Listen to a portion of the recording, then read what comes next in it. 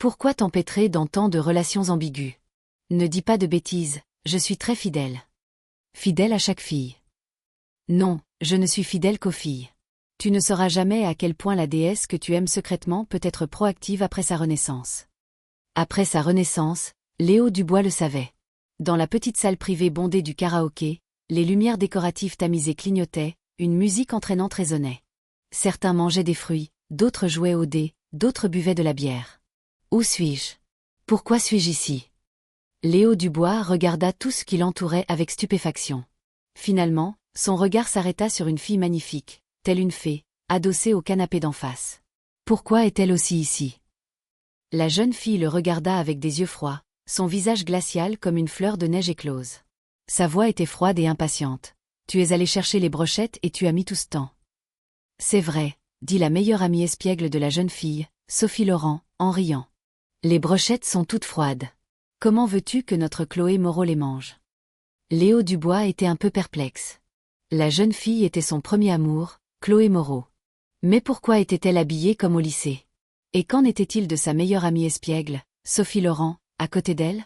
Ces deux-là ne s'étaient-elles pas brouillées et chacune partie de son côté? Suis-je fou? Ou est-ce un rêve? Léo Dubois se pinça fort. La sensation de douleur était bien réelle, pas comme dans un rêve. Alors qu'il était sur le point de dire quelque chose, un jeune homme à côté de lui intervint soudain. Quand je suis rentré, le scooter électrique était en panne de batterie. Alors Léo a dû courir pour ramener les brochettes. Le résultat est qu'elles ont refroidi. On ne peut pas lui en vouloir. Marc Dupont. Léo Dubois tourna la tête pour regarder le jeune homme qui venait de parler. Sa perplexité s'était transformée en consternation. C'est Marc Dupont, mon meilleur ami? Pourquoi est-il aussi jeune? Ce n'est pas bon. Son regard balaya la petite pièce privée, observant les visages jeunes, à la fois familiers et étranges. Léo Dubois sentait clairement que les regards de ces personnes s'étaient tous posés sur lui. Il y avait de la moquerie, de la pitié, du sarcasme. En reconnaissant les émotions complexes cachées derrière ces regards, Léo Dubois fut soudainement pris de court. Se pourrait-il que j'y renais? Son cœur battant la chamade, Léo Dubois fouilla rapidement dans sa poche et en sortit un petit téléphone à écran avec des boutons. Oh mon Dieu! N'est-ce pas le téléphone que j'ai utilisé de ma première année de lycée à ma première année d'université? Un Nokia 51230? Il regarda la date affichée à l'écran, le 10 juillet 2013. Finalement, Léo Dubois confirma qu'il avait rené pendant les vacances d'été après avoir obtenu son diplôme de lycée. Cette année-là, il avait 18 ans et était un nouvel étudiant tout juste admis à l'Institut des Arts de Pékin. Quant à la situation actuelle, combinée à ses souvenirs, il put se rappeler certaines choses. C'était apparemment une réunion de classe pendant les vacances d'été après l'obtention du diplôme de lycée. La plupart des camarades de classe étaient venus. À ce moment-là, tout le monde chantait au karaoké. Chloé Moreau avait soudainement dit qu'elle avait faim et voulait manger des brochettes. Léo Dubois, qui poursuivait follement Chloé Moreau à l'époque, en apprenant que la déesse avait faim et voulait des brochettes, s'était immédiatement porté volontaire, emmenant son bon ami Marc Dupont. Ils avaient laissé le scooter électrique de Marc et étaient partis joyeusement acheter les brochettes. La suite des événements était telle que Marc Dupont venait de le dire. En revenant, le scooter électrique était tombé en panne de batterie. Pour ne pas faire attendre la déesse trop longtemps, Léo Dubois n'avait eu d'autre choix que de courir tout le chemin. En arrivant au karaoké, les brochettes étaient quand même froides. Chloé Moreau avait immédiatement changé de comportement. Cette scène s'était produite d'innombrables fois dans mes souvenirs. Parce qu'auparavant, les deux familles vivaient dans le même quartier et que les parents des deux côtés s'entendaient très bien, Léo Dubois et Chloé Moreau étaient plus ou moins considérés comme des amis d'enfance. Dès le collège, Léo Dubois avait développé des sentiments pour Chloé Moreau. Une fois au lycée, Léo Dubois était encore plus sûr de ses sentiments. Il la poursuivait avec acharnement. Chloé Moreau avait dit qu'elle ne voulait pas sortir avec quelqu'un pour le moment. Alors Léo Dubois avait continué à la poursuivre et à attendre, jusqu'à leur dernière année d'université. Il ne savait pas si c'était à cause de sa persévérance, mais Chloé Moreau avait finalement accepté d'être avec Léo Dubois. Ils étaient tous deux le premier amour l'un de l'autre, et on pourrait dire que, après la pluie, le beau temps. Ils avaient loué un appartement ensemble à l'extérieur. C'est dans cet appartement de 70 mètres carrés que Léo Dubois avait eu sa première fois avec Chloé Moreau. À ce moment-là, il s'était juré dans son cœur qu'il la rendrait heureuse. Cependant, Chloé Moreau était un cygne blanc arrogant, atteinte d'un syndrome de la princesse très sévère. Elle s'énervait au moindre prétexte, se montrant toujours hautaine. Par exemple, pendant leur relation, Elle considérait toute la servilité et la flatterie de Léo Dubois comme allant de soi. Dans la vie, elle était capricieuse et difficile. Léo Dubois avait été opprimé pendant longtemps, même dans leurs relations intimes, il était très prudent. Jusqu'à ce qu'elle obtienne son diplôme universitaire, Chloé Moreau s'était inscrite à une émission de casting. Grâce à sa belle apparence et à ses excellentes capacités professionnelles, elle avait directement débuté en tant que « center ». Après cela, elle avait rompu avec Léo Dubois sans aucune raison, se contentant d'un simple « sortir avec quelqu'un affectera mon travail », le larguant sans ménagement.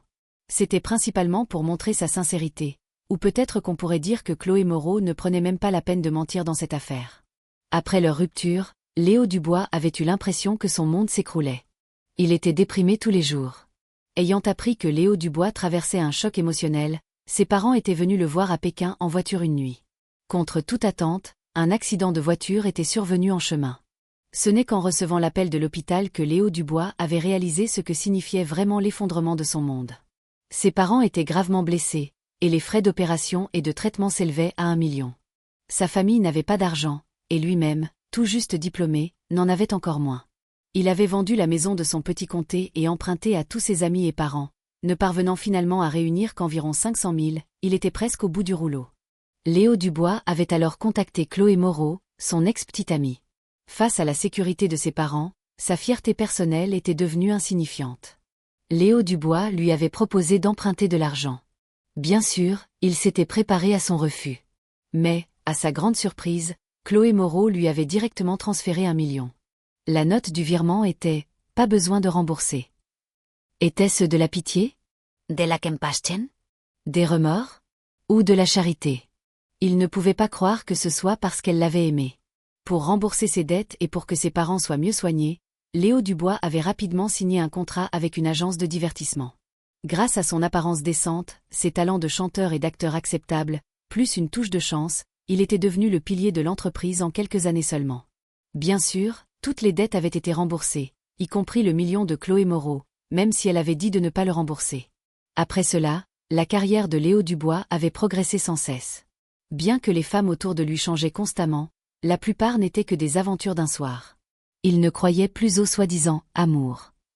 Il ne s'attendait pas à ce que, la nuit précédente, après avoir bu quelques verres de plus avec une mannequin qui se disait sa fan, alors qu'il avait lui-même un petit ventre de bière et approchait de la quarantaine, il se réveille et se retrouve à nouveau à 18 ans.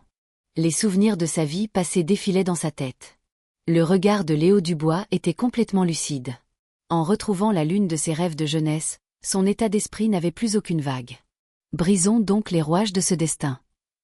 Pardon, dit Léo Dubois calmement, regardant Chloé Moreau. Pour le Léo de sa jeunesse, il prit une nouvelle décision. Ces 3 dernières années, mon harcèlement était ma faute.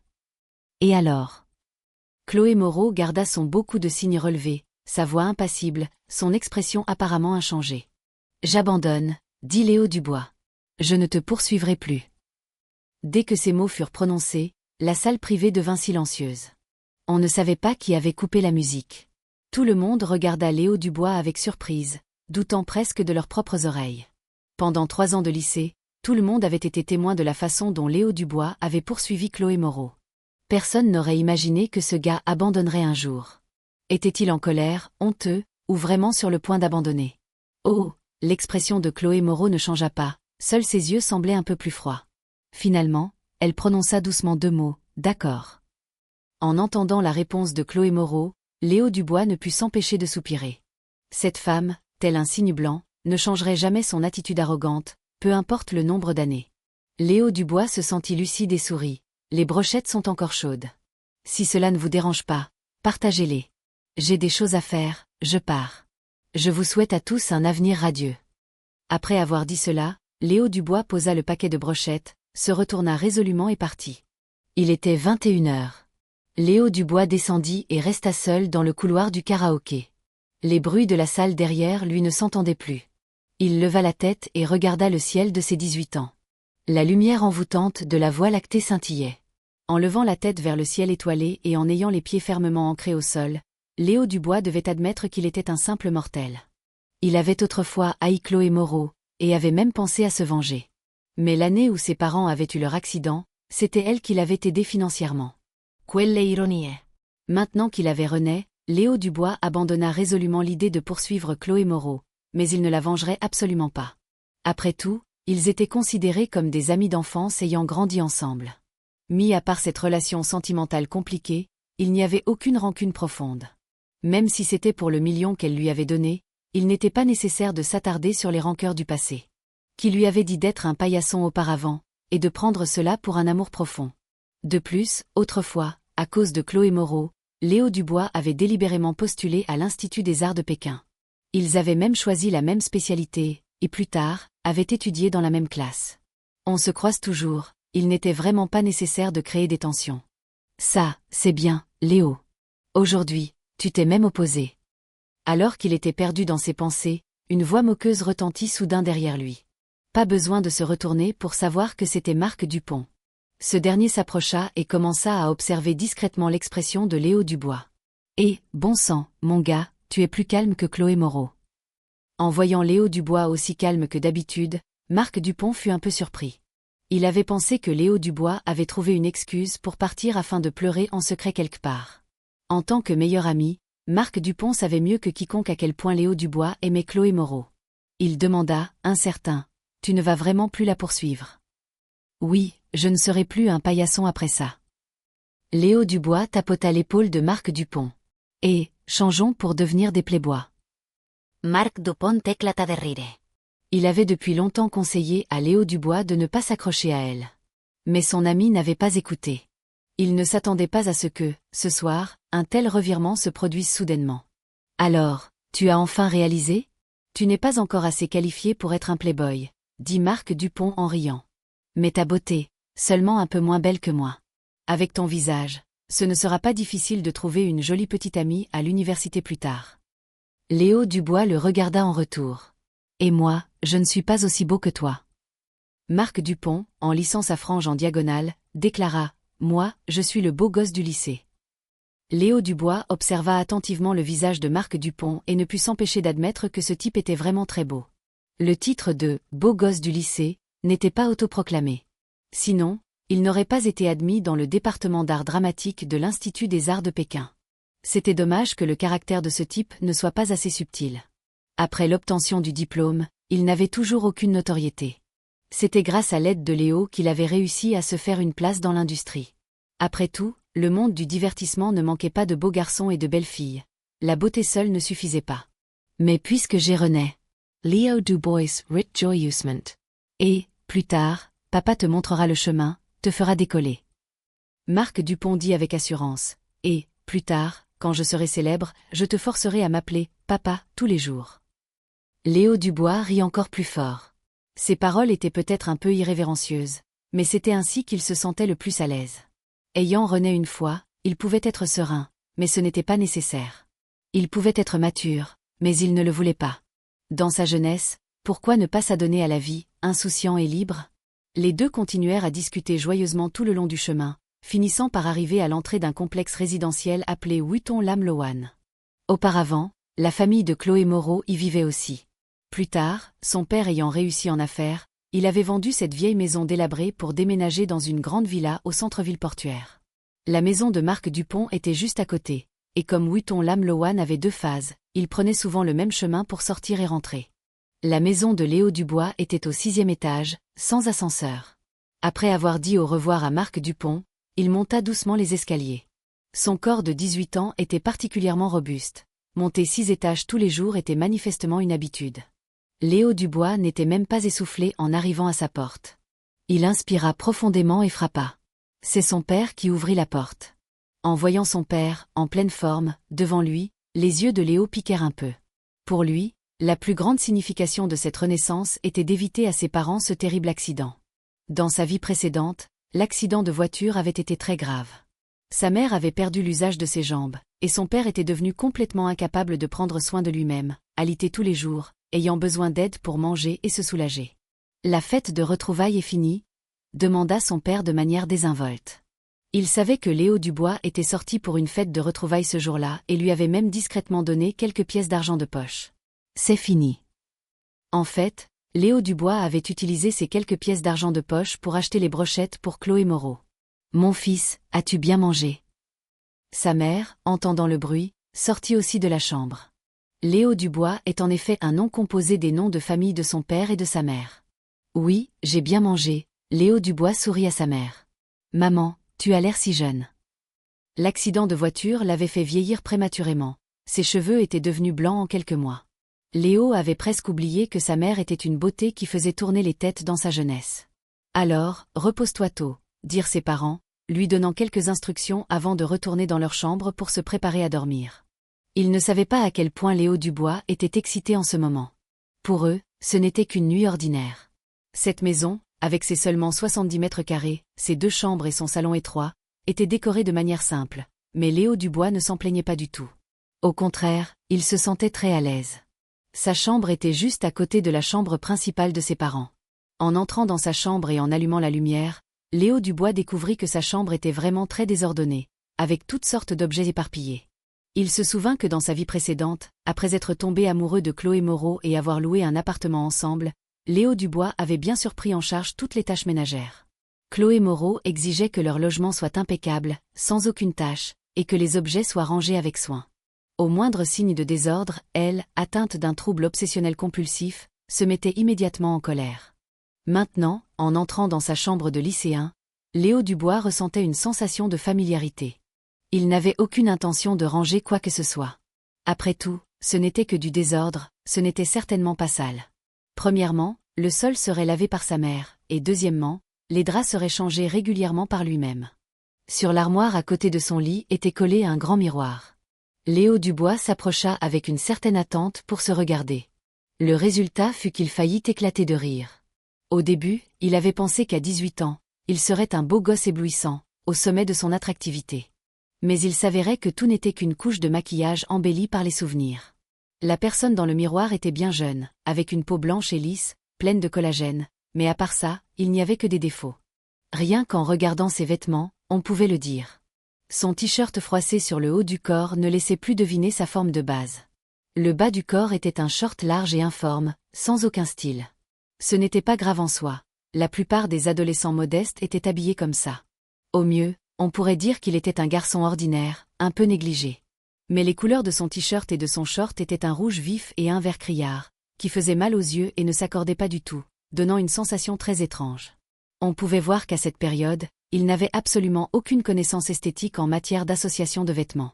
Avec un peu de conscience, même des vêtements modestes pouvaient être portés avec style.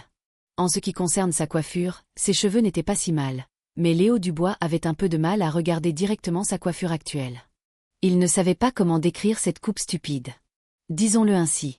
Avez-vous déjà vu une coupe à la frange bancale et ridicule, version ratée? Mon ami est un étudiant en art, pas un rat de bibliothèque. La stupidité s'en dégageait à plein nez. Cet ensemble rouge et vert était probablement de son choix, mais pour la coiffure, il devait blâmer sa mère. Pour économiser de l'argent pour la famille, sa mère avait acheté un kit de coupe de cheveux sur Taobao et avait appris des techniques de coupe ratée en ligne. Ensuite, elle s'était chargée des coupes de toute la famille. La coupe au bol asymétrique de Léo Dubois était la dernière œuvre de sa mère. C'est pourquoi Marc Dupont disait qu'il était plus beau que lui, alors que Léo était manifestement plus beau. Mais avec cet ensemble et cette coiffure affreux, si son visage et sa silhouette n'avaient pas été parfaits, ces jeunes filles n'auraient probablement même pas daigné le regarder. Il fallait changer complètement. Après tout, il était quelqu'un qui allait pouvoir percer dans l'industrie du divertissement à l'avenir. Un artiste comme Léo Dubois devait vivre de son image. Il savait très bien comment se mettre en valeur. Basé sur son visage et sa silhouette, une petite retouche pourrait faire une grande différence. Plus tard, j'achèterai des vêtements et je changerai de coiffure, pensa Léo Dubois. Mais aussitôt, il réalisa qu'il n'avait apparemment pas d'argent dans sa poche. Demander de l'argent à sa famille était possible, mais sa mère le réprimanderait sûrement. La famille n'était pas très aisée financièrement, c'était à peu près comme ça. Autant trouver un moyen de gagner de l'argent par lui-même. Pour un lycéen de 18 ans, gagner de l'argent était trop difficile, mais pour quelqu'un qui avait René, gagner de l'argent était très simple. Si Léo Dubois choisissait de faire ses débuts dès maintenant, en se basant sur ses souvenirs de l'avenir, il deviendrait probablement très rapidement une star de premier plan dans l'industrie du divertissement chinois. Mais, ayant René, qui voudrait encore être une star? De toute façon, Léo Dubois ne voulait plus s'afficher en tant que célébrité. Il devait d'abord trouver un moyen de gagner de l'argent sans capital ni avoir à quitter la maison. Après mûre réflexion, Léo Dubois eut rapidement un plan. Gagner de l'argent sans quitter la maison et sans capital, n'était-ce pas écrire des romans? Pendant son temps libre, Léo Dubois aimait écouter de la musique, regarder des séries télévisées, des films et lire des romans. En ce qui concerne les romans, il avait des goûts très éclectiques, il aimait lire des histoires centrées sur des personnages masculins et féminins. Les sujets qui l'intéressaient étaient aussi très variés. Cet intérêt pour la lecture lui avait apparemment donné une base pour choisir de devenir un copiste littéraire. Alors, pourquoi ne pas essayer? Quel roman serait populaire à l'avenir et de quoi traitait-il? Léo Dubois pouvait plus ou moins se souvenir de certains d'entre eux. Bien sûr, copier directement le texte original des romans qu'il avait lus n'était certainement pas réalisable. Après tout, il avait seulement René, il n'avait pas de système légendaire à ses côtés. Et les romans web qu'il avait lus dans sa vie précédente faisaient des millions de mots. Même les plus courts en avaient au moins plusieurs centaines de milliers. Léo Dubois ne pouvait pas se souvenir du texte original. Au mieux, il pouvait se souvenir de l'intrigue générale. Soit dit en passant, même s'il avait le texte original sous les yeux, Léo Dubois n'oserait pas le copier à l'aveuglette. Et si l'auteur d'une œuvre l'avait écrite depuis longtemps mais ne l'avait pas encore publiée? Compte tenu de cette possibilité, Léo Dubois pensait que se souvenir seulement de l'intrigue générale n'était peut-être pas une mauvaise chose. Par exemple, il y avait un roman web appelé Dukui-Uama, dont le début voyait le protagoniste masculin rompre ses fiançailles et conclure un pacte de 3 ans avec son adversaire, suscitant directement l'attente des lecteurs. Ensuite, ce protagoniste masculin avait un vieil homme mentor qui lui enseignait la cultivation, le menant finalement à travers le monde pour trouver un feu céleste afin de combattre le palais des âmes, et ainsi de suite. L'intrigue générale était à peu près cela, mais il ne se souvenait pas des détails. S'il copiait ce livre, Léo Dubois n'aurait qu'à suivre cette direction et à remplir lui-même les détails de l'intrigue. Même si son niveau d'écriture globale était inférieur à celui de l'auteur, il ne visait qu'à gagner un peu d'argent, donc cela ne devrait pas poser de problème. Mais le roman que Léo Dubois s'apprêtait à copier n'était certainement pas Dukui-Uama. Sans parler du fait que ce roman était sorti en 2009, le seul nombre de millions de mots suffisait à le décourager. Il y avait de nombreuses façons de gagner de l'argent, il n'était pas nécessaire de se fatiguer autant. Dans sa vie précédente, il n'avait pas eu le choix, il était né pour travailler dur, mais ayant René, il pouvait aller droit au but. C'est pourquoi Léo Dubois voulait écrire un court roman web. Après tout, il restait moins de 2 mois avant le début de l'université, il n'avait besoin que de gagner un peu d'argent de poche au préalable. Un roman web court et lucratif semblait ne pouvoir se diriger que vers le genre héroïne. Les romans centrés sur des personnages masculins traditionnels de cette époque, s'ils n'avaient pas 1 ou 2 millions de mots ou plus, ne se vendaient même pas bien. Ils ne rapportaient pratiquement pas d'argent en raison du trop petit nombre de mots. Comparés aux romans centrés sur des personnages masculins, les romans centrés sur des héroïnes n'avaient pas à se soucier de ce problème. Au plus rapide, 50 000 mots pouvaient être publiés. Au plus lent, 100 000 mots pouvaient être publiés, et 200 000 mots pour l'achèvement pouvaient encore rapporter de l'argent. Ce type de roman était très courant, et parmi eux, il y en avait beaucoup qui étaient très populaires. Dans les souvenirs de Léo Dubois, il y avait un roman assez approprié, avec un total de seulement plus de 200 000 mots, intitulé « Ma chère secrétaire ». En fait, c'était le genre de « PDG autoritaire », très populaire dans les romans pour femmes. Le protagoniste masculin était le PDG d'un groupe, avec une apparence parfaite et des capacités extraordinaires. À ses côtés se trouvait une secrétaire compétente, presque parfaite. Elle avait travaillé dur pendant 9 ans, toujours comme son ombre à ses côtés. Cependant, cette secrétaire d'une grande compétence avait un jour soudainement décidé de démissionner. Cela avait mis le protagoniste masculin dans une impasse. Il avait découvert qu'après tant d'années de collaboration, il ne pouvait absolument plus se passer de cette secrétaire. L'intrigue suivante tournait presque entièrement autour de ce point, avec toutes sortes de rebondissements où le PDG poursuivait sa femme. Léo Dubois avait une impression assez profonde de ce livre. Son contenu était court, et sa popularité était élevée. Ce serait dommage de ne pas le copier. S'il ne se trompait pas, ce livre ne devait être publié qu'en 2018. Un tel laps de temps signifiait que l'auteur n'avait probablement pas encore eu l'idée de l'histoire. Et même s'il l'avait eue, ce n'était pas grave. Premièrement, Léo Dubois ne pouvait pas copier le texte original. Deuxièmement, pour être sûr, il apporterait quelques modifications. Par exemple, changer directement le titre du roman en « Qu'est-ce qui ne va pas avec la secrétaire Camille ?» Ça sonnait plutôt bien, non? Le nom du protagoniste masculin serait Louis Martin, et celui de l'héroïne Camille Petit. Un peu de réflexion suffisait pour trouver ces noms. À première vue, il n'y avait aucun problème. C'est ainsi que Léo Dubois décida de se lancer dans l'écriture. Après tout, il n'avait que l'intrigue générale en tête. L'intrigue officielle devait encore être complétée et embellie par lui-même, ce qui nécessitait une certaine capacité créative. Heureusement, Léo Dubois était un amateur de littérature. Ayant lu suffisamment de romans au fil des ans, sa capacité d'écriture était assez bonne. Il était probablement du genre à avoir un certain talent. Il faut savoir que son essai de lycée avait même remporté le 2e prix d'un concours national d'écriture. De nombreux jeunes écrivains très célèbres dans le pays avaient déjà remporté ce prix. Il alluma son ordinateur. Sur la table de chevet de Léo Dubois se trouvait un ordinateur de bureau sur le point de rendre l'âme. Bien que la configuration du système soit très obsolète et qu'il fasse un bruit de soufflerie à chaque démarrage, il pouvait toujours se connecter à Internet temporairement. Il téléchargea un logiciel de traitement de texte, Joyful Writing, et commença à affiner l'intrigue préliminaire du roman. Le résultat fut qu'après avoir écrit pendant un certain temps, il découvrit qu'il avait apparemment surestimé sa mémoire. Il avait dit vouloir copier des romans populaires plus tard, mais en réalité, à part quelques éléments d'intrigue principaux inchangés, 90% du contenu devait être écrit par lui-même. C'était presque comme écrire une œuvre originale. Bien sûr, même après une renaissance, copier un livre n'était pas facile. Malgré tout, Léo Dubois n'abandonna pas. S'il ne pouvait pas copier, il écrirait une histoire originale. Ainsi, après 10 minutes de va-et-vient, Léo Dubois avait vraiment créé une intrigue préliminaire qui tenait la route. Dans une réception somptueuse, tout le monde parlait de Louis Martin, la célébrité récente.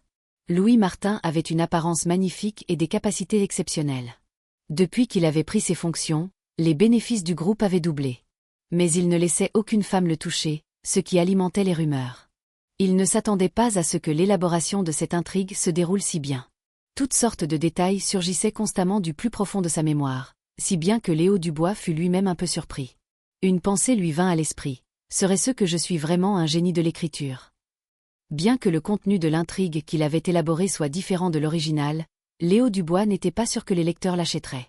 Mais étant donné qu'il ne voulait gagner qu'un peu d'argent de poche, ça ne devrait pas être difficile, n'est-ce pas? Il n'avait pas de grandes exigences. Léo Dubois n'espérait pas que ce qu'il écrirait deviendrait aussi populaire que l'œuvre originale. Pensant ainsi, Léo Dubois écarta les pensées désordonnées et commença directement à développer le contenu principal basé sur l'intrigue qu'il avait affinée. Clac, clac, clac. Dans la chambre calme, le bruit des touches du clavier résonnait. Le temps passa peu à peu. Quand Léo Dubois s'arrêta d'écrire, il regarda le coin inférieur droit de l'écran de l'ordinateur et découvrit avec surprise qu'il était déjà 2 heures du matin. Il avait écrit plus de 10 000 mots d'une traite.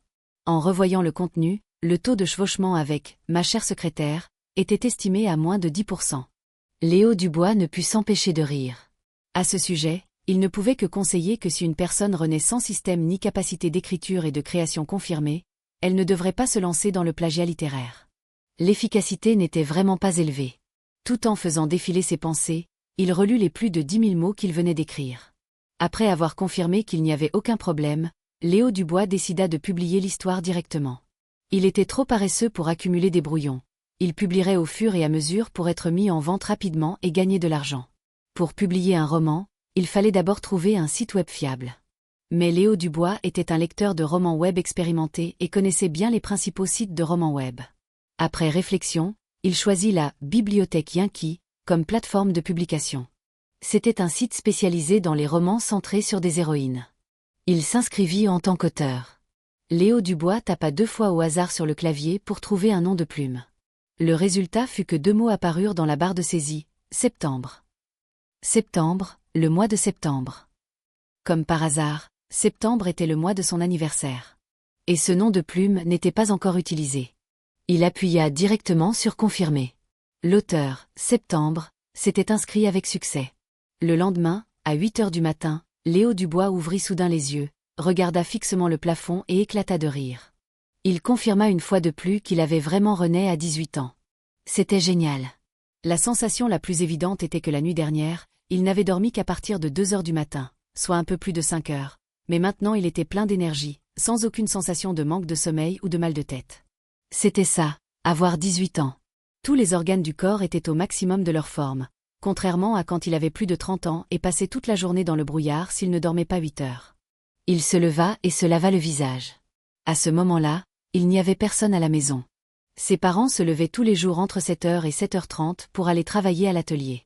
Le soir, ils ne rentraient généralement pas avant 20h ou 21h. Ils étaient tous deux ouvriers dans un atelier de couture du comté. Auparavant, Léo Dubois ne pensait qu'à Chloé Moreau et ne réalisait absolument pas la dureté du travail de ses parents. Même s'il y avait une machine à coudre à la maison qu'il ramenait parfois de l'atelier pour finir le travail, Léo Dubois ne comprenait pas ce que cela signifiait.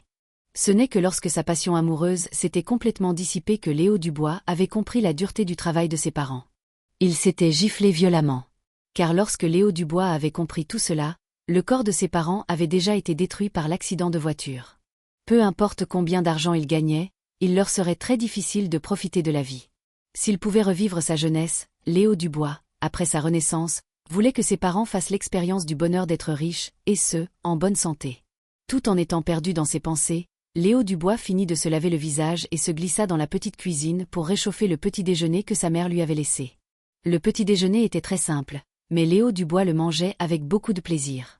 En fait, c'était juste un bol de porridge de riz blanc, une assiette de cornichons et 2 œufs durs. Les cornichons avaient été faits par sa mère. C'était un goût qu'il n'avait jamais retrouvé après l'accident de voiture. Après avoir pris son petit déjeuner, Léo Dubois retourna dans sa chambre, alluma son ordinateur et se connecta à la bibliothèque Yankee pour voir son roman « Qu'est-ce qui ne va pas avec la secrétaire Camille ?» Il avait été publié avec succès. Actuellement, 3 lecteurs l'avaient ajouté à leur bibliothèque, mais il n'y avait aucun commentaire. Quoi qu'il en soit, le livre venait d'être publié la nuit dernière. Léo Dubois ne s'en souciait pas trop, car même si le roman ne rapportait pas d'argent, ce n'était pas grave. Si cela ne fonctionnait pas, il changerait de méthode pour gagner de l'argent. Il ne pouvait pas seulement gagner de l'argent en écrivant des livres. C'était juste qu'hier, il avait eu cette idée par hasard. Ensuite, il lui suffisait de mettre à jour le roman à l'heure chaque jour et d'observer la situation pendant un certain temps. Si personne ne le lisait, il l'abandonnerait tout simplement. Maintenant, Léo Dubois avait quelque chose de plus important à faire, son plan d'autotransformation. Une transformation complète nécessitait sûrement un changement de coiffure et de vieux vêtements, bien sûr. Mais ces 2 points étaient trop simples. Tant que son sens de la mode était à la hauteur et qu'il avait de l'argent, il pouvait s'en occuper immédiatement. Ces 2 choses n'étaient donc pas urgentes. Ou plutôt, changer seulement sa coiffure et ses vêtements ne pouvait pas satisfaire Léo Dubois. Léo Dubois visait une transformation complète au sens propre du terme. Il s'apprêtait à changer radicalement son image. Pour atteindre un tel objectif, il ne pouvait pas se passer de sport.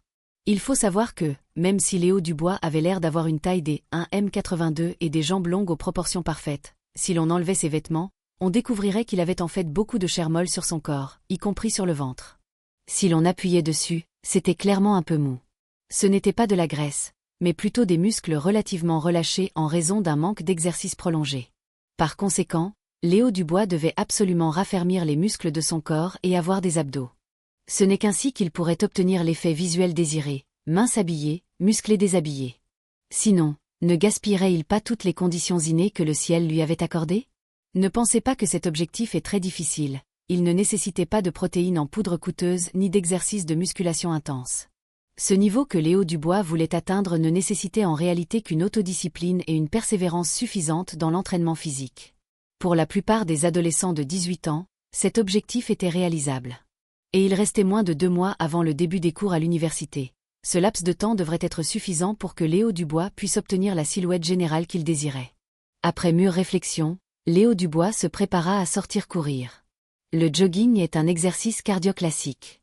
Pour un adolescent, il n'y avait pas de risque de blesser les genoux. Bien sûr, avant de sortir, Léo Dubois n'oublia pas de consacrer 10 minutes à s'étirer.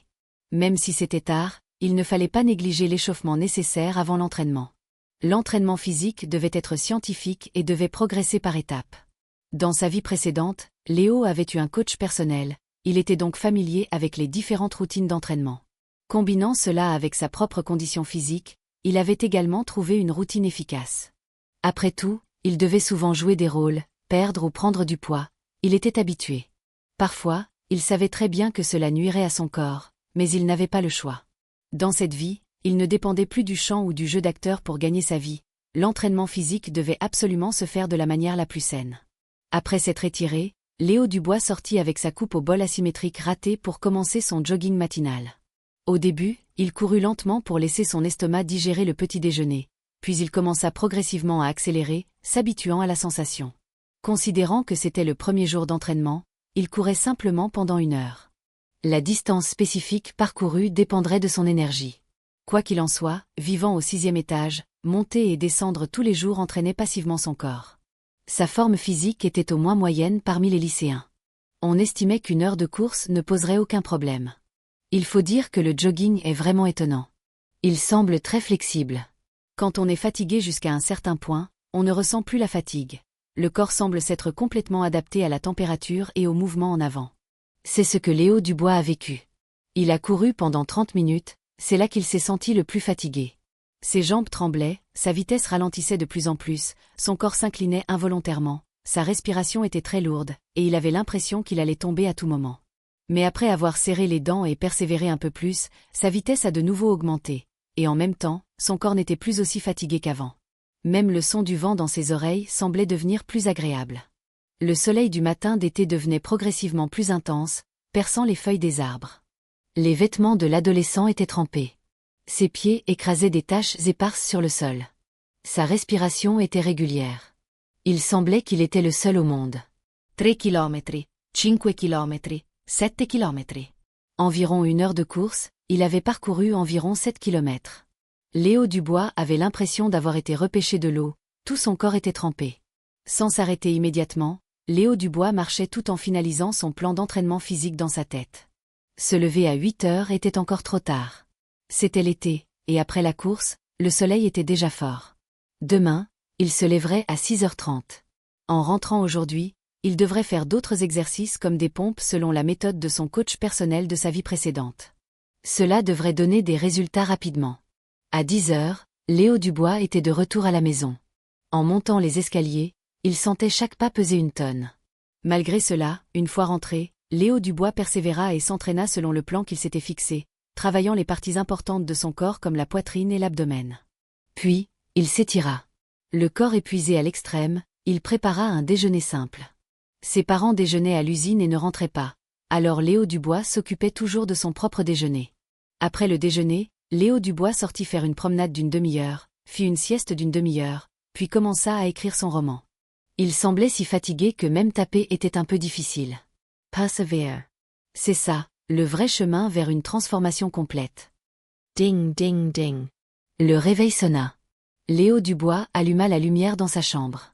Il était exactement 6h30 du matin. Il se leva, but un verre d'eau tiède, puis alla aux toilettes, se lava rapidement le visage et sortit faire son jogging matinal. On pouvait encore sentir un peu le rémanence de la nuit d'été. C'était le 5e jour que Léo Dubois mettait en œuvre son plan de transformation complète. Bien que ce ne fût que 5 jours, les résultats de l'exercice étaient déjà très clairs. Le jogging quotidien avait non seulement raffermi les muscles de ses jambes, mais ses abdominaux étaient également plus définis.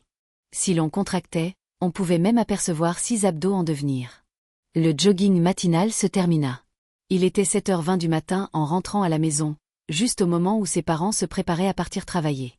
Son père regarda Léo Dubois avec surprise. « Combien de kilomètres as-tu couru aujourd'hui » 5 kilomètres, dit Léo Dubois en souriant. La nuit précédente, en mettant en œuvre son plan de transformation complète, Léo Dubois avait parlé à ses parents de son programme d'exercice pendant le dîner.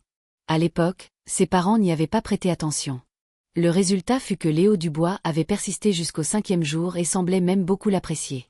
Finalement, ses parents avaient fini par croire que Léo était sérieux. Maintenant, leur fils se levait une demi-heure plus tôt qu'eux pour aller travailler. Léo. Sa mère regarda Léo avec un regard étrange. « Tu as eu un choc ou quoi ?» Léo Dubois secoua la tête. Il ne pouvait pas dire à ses parents qu'il travaillait si dur simplement pour avoir la priorité dans le choix d'une petite amie à l'université. Bien que ses parents soient très ouverts d'esprit, ces mots étaient encore un peu trop prématurés. « Alors, tu continues comme ça. Nous partons travailler, » dit sa mère. Il y a le petit déjeuner sur la table. Elle comprit en regardant son fils qu'il n'avait pas l'air d'avoir eu un choc, alors elle ne posa plus de questions, lui donna quelques conseils, puis partit travailler avec son père. Oui. Puisque ce corps n'avait aucune base d'entraînement, les quelques jours précédents, je m'étais un peu trop entraîné. Les muscles ont accumulé beaucoup d'acide lactique. Cette douleur rendait souvent Léo Dubois incapable de marcher, et monter les escaliers était encore pire, il devait s'appuyer sur la rampe, montant marche après marche, 2 par 2. Croyez-le ou non, aujourd'hui, bien que les muscles soient encore un peu douloureux, c'est bien mieux qu'au début. Après le petit déjeuner, Léo Dubois retourna dans sa chambre, ouvrit habilement le site de la bibliothèque du Nuage Fleuri et cliqua sur son roman. qu'est-ce qui ne va pas avec la secrétaire Camille? 1536 favoris, 40 234 mots, statut, contrat signé. Oui, le roman était déjà sous contrat. Le contrat avait été envoyé avant-hier et le statut avait été mis à jour hier. Pour l'instant, le site web n'avait pas encore fait de promotion. Tous les favoris avaient été obtenus par ses propres efforts. Quant à la section des commentaires, elle n'était plus vide comme au début. Mise à jour rapide, impossible de dormir. Au début, je pensais que l'auteur était une fille, mais il s'avère que c'est un gars. Le roman est hilarant. Madame Septembre est trop forte. Je vous supplie pour « Qu'est-ce qui ne va pas avec la secrétaire Camille ?» C'est le nouveau modèle de PDG autoritaire. Soutien à Louis Martin. Les autres PDG autoritaires sont froids et beaux, mais inconscients. Le PDG autoritaire dans l'histoire de l'auteur n'est pas seulement beau, il est aussi narcissique. Chaque fois qu'il voit quelque chose qui reflète, il doit se regarder dans le miroir. C'est mon point faible. Plein de saveurs du collège et de mayonnaise. Je suis un fan de chiens, j'adore regarder. Ah! Le nom de Louis Martin, j'avais vraiment envie de le critiquer, mais en lisant, j'ai réalisé que ce nom correspondait parfaitement au protagoniste masculin. C'est la première fois que je lis un PDG autoritaire aussi drôle. Madame Septembre a-t-elle déjà écrit quelque chose avant? La section des commentaires était pleine d'appellations « Madame l'auteur ». La soi-disant « Madame l'auteur » était un titre respectueux donné aux auteurs dans le genre féminin. Bien que Léo Dubois ait toujours trouvé un peu étrange d'être appelé ainsi alors qu'il était un homme, il n'y avait aucun problème en pensant que tout le monde exprimait de la bonne volonté et du respect. Il semble que j'ai aussi un certain talent pour l'écriture. Voyant la bonne situation de son histoire, Léo Dubois ressentit un grand sentiment d'accomplissement. Dans sa vie précédente, s'il n'avait pas poursuivi Chloé Moreau, il n'aurait pas été étudiant en article. Son rêve était en fait de devenir écrivain. En voyant « Qu'est-ce qui ne va pas avec la secrétaire Camille ?» atteindre un certain niveau de popularité, Léo Dubois sentit qu'il pourrait peut-être réaliser son souhait dans cette vie. À ce moment-là, son cucu sonna soudainement. C'était l'éditrice du site web qu'il avait ajouté en ami avant-hier. Éditrice Canard, Septembre, ton roman sera sur la page d'accueil demain. Maintient des mises à jour stables ces jours-ci, plus de 5000 mots par jour. Léo Dubois, d'accord. Quand pourra-t-il être mis en rayon? Éditrice Canard, environ 80 000 mots. Léo Dubois, alors, je vais publier davantage ces jours-ci. Éditrice Canard, tu veux être mis en rayon tôt. Léo Dubois, oui. Juste avant d'entrer à l'université, je veux gagner un peu d'argent de poche. Combien penses-tu que ce livre peut rapporter par mois en droit d'auteur? Léo Dubois, bien qu'il fût un lecteur assidu depuis de nombreuses années, ne comprenait pas vraiment les revenus des auteurs. Après tout, il était un profane dans ce domaine, tandis que la situation de l'industrie du divertissement, il pouvait en parler en détail. Éditrice Canard, tu sors tout juste du lycée? Oh, mon Dieu, ton roman ne ressemble pas du tout à ce qu'un lycéen écrirait. Dès que tu ouvres la bouche, c'est plein de termes commerciaux. Après avoir dit cela, sans attendre la réponse de Léo Dubois, l'éditrice Canard expliqua. Les revenus dépendent du nombre d'abonnements après la mise en rayon. Mais tes données sont très bonnes. Après la mise en rayon, il pourrait être sélectionné comme un livre d'exception. Un livre d'exception peut rapporter plus de 10 000 yuan par mois, sans problème. Plus tu mets à jour, plus tu gagnes d'argent. Plus de 10 000 yuan par mois.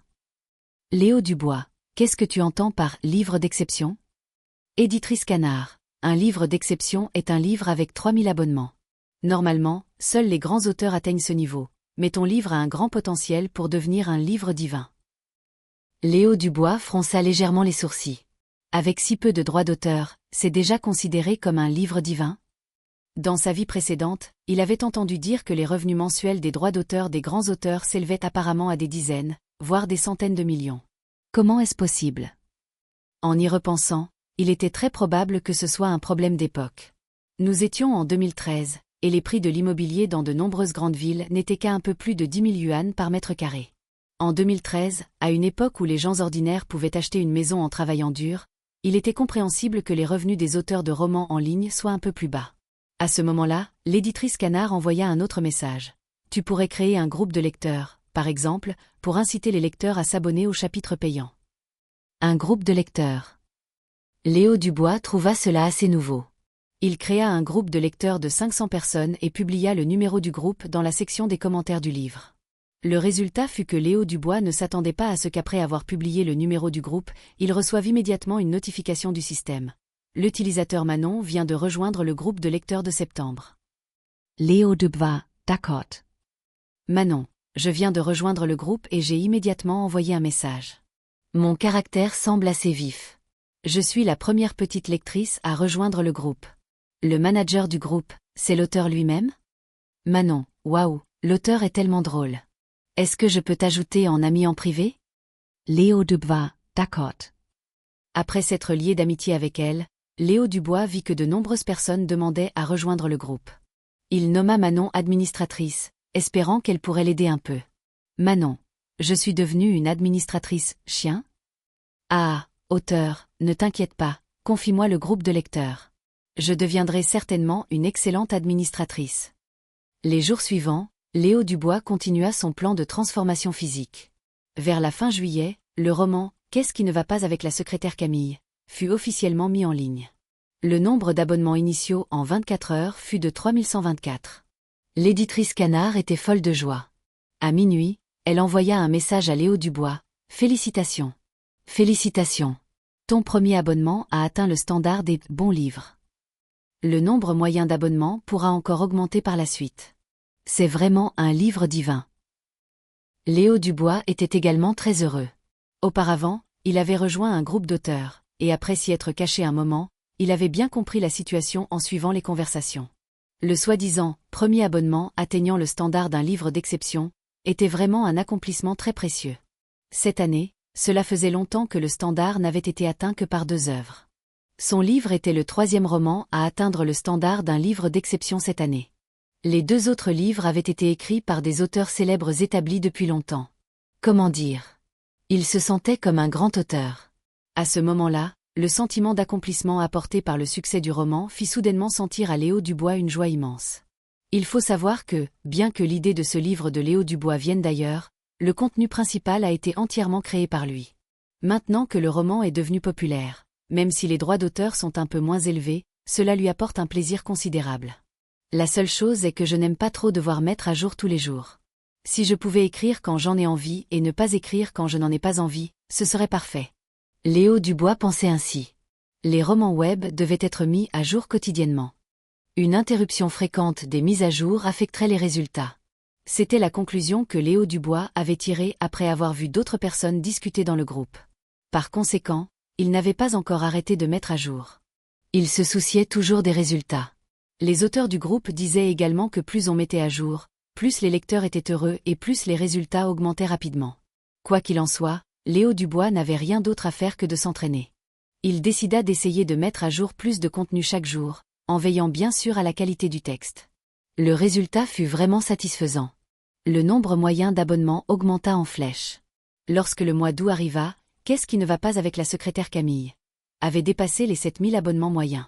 Si l'écriture continuait, il pourrait peut-être atteindre 10 000 abonnements. Mais le problème vint avec cela. Le livre de Léo Dubois était sur le point d'être terminé. Actuellement, le roman avait atteint 150 000 mots.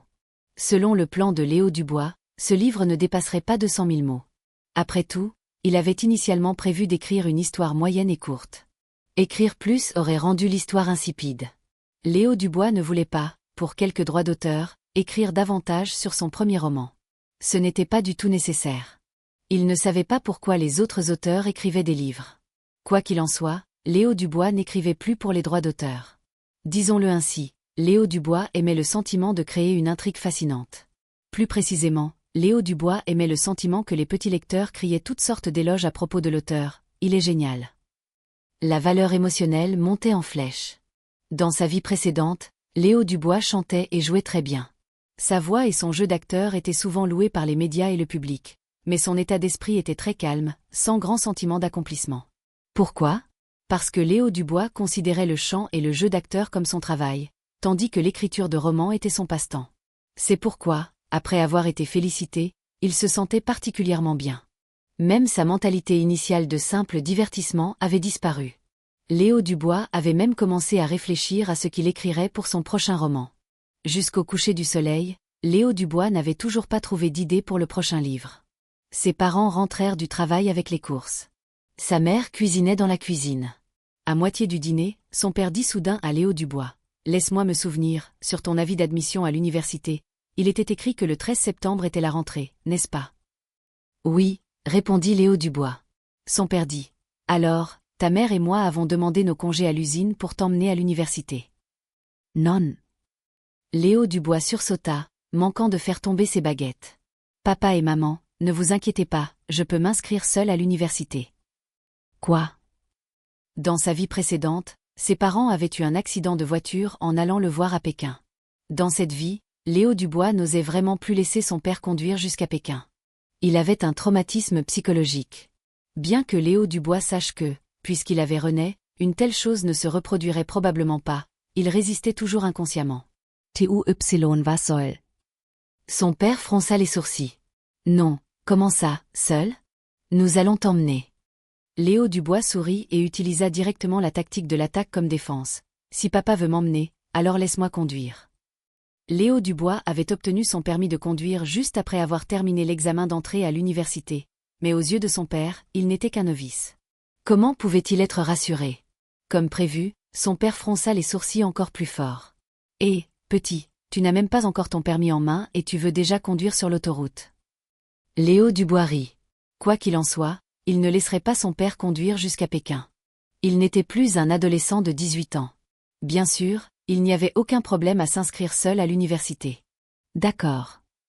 Sans savoir à quoi son père pensait, il transigea. Ta mère et moi ne prendrons pas de congés. Les congés sont compliqués.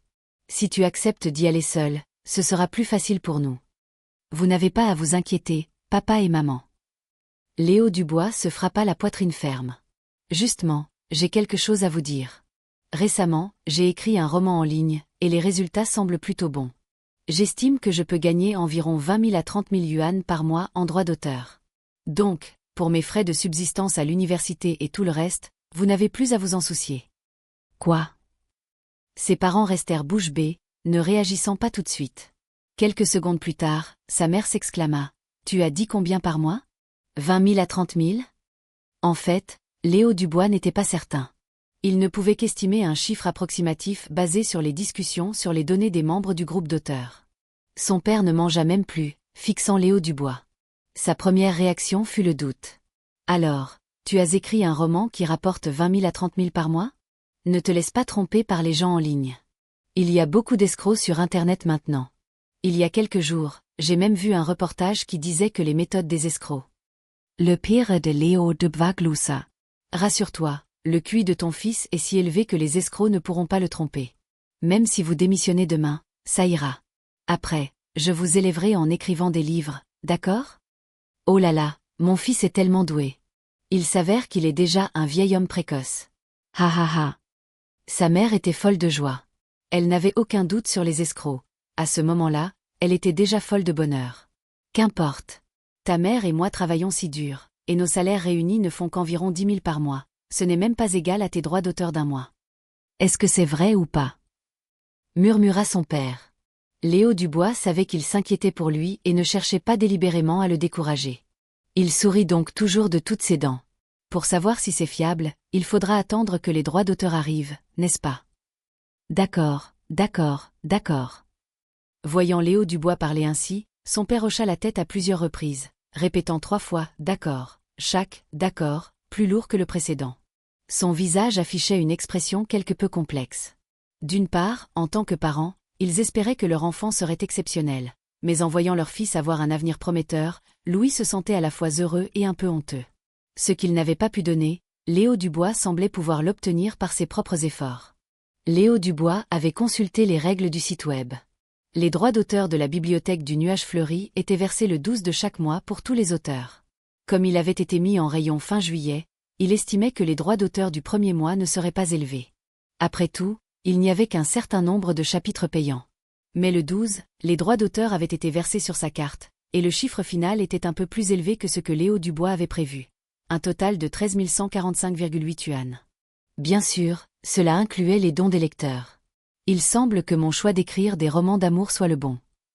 En écoutant les auteurs du groupe discuter, il semblait que les revenus des abonnements et des partages des romans d'amour étaient un peu plus élevés que ceux des romans masculins. Puisque les droits d'auteur avaient été versés, il pouvait dire adieu à cette coupe au bol asymétrique. Avant, il n'avait pas d'argent et ne pouvait pas en demander à sa famille, il ne pouvait donc se concentrer que sur l'amélioration de sa silhouette. Maintenant qu'il avait reçu ses premiers droits d'auteur, Léo Dubois sortit résolument de chez lui et courut jusqu'au salon de coiffure le plus célèbre du comté.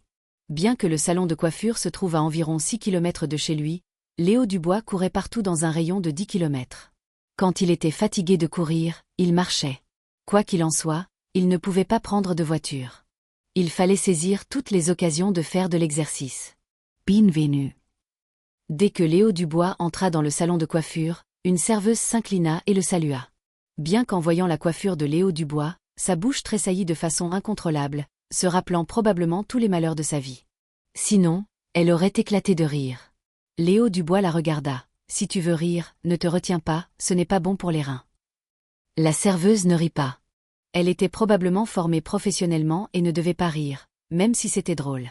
Mais une fille espiègle qui se faisait coiffer à côté n'avait pu s'empêcher de rire et dit à Léo Dubois. « Eh, mon ami, ta coiffure est tellement artistique. Tu vas me faire pleurer de rire avec ta beauté. » Léo Dubois ne prêta pas attention à la fille espiègle et s'allongea sur le lit de lavage. La fille qui lui lavait les cheveux lui demanda doucement en lavant. « Puis-je vous demander si vous avez un coiffeur habituel ? » Thomas. Oh, Maître Thomas est notre coiffeur principal ici, c'est lui. Thomas était le coiffeur principal de ce salon et deviendrait plus tard le coiffeur personnel de Léo Dubois. Il lui avait conçu de nombreuses coiffures très efficaces. Bien sûr, à ce moment-là, Thomas ne connaissait pas encore Léo Dubois, mais ce n'était pas grave, Léo Dubois le connaissait.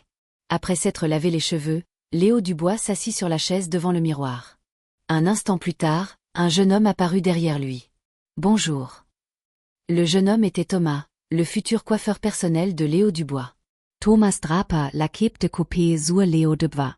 Thomas regarda la coiffure de Léo Dubois, son expression était un peu étrange. Ce client a l'air étrange. « Vous êtes venu parce que vous avez entendu parler de nous ? » Léo Dubois répondit avec désinvolture et formula ses exigences habilement. « Coupez-moi une coupe undercut, ressemblant un peu à une coupe courte et un brossé, mais avec la bonne longueur.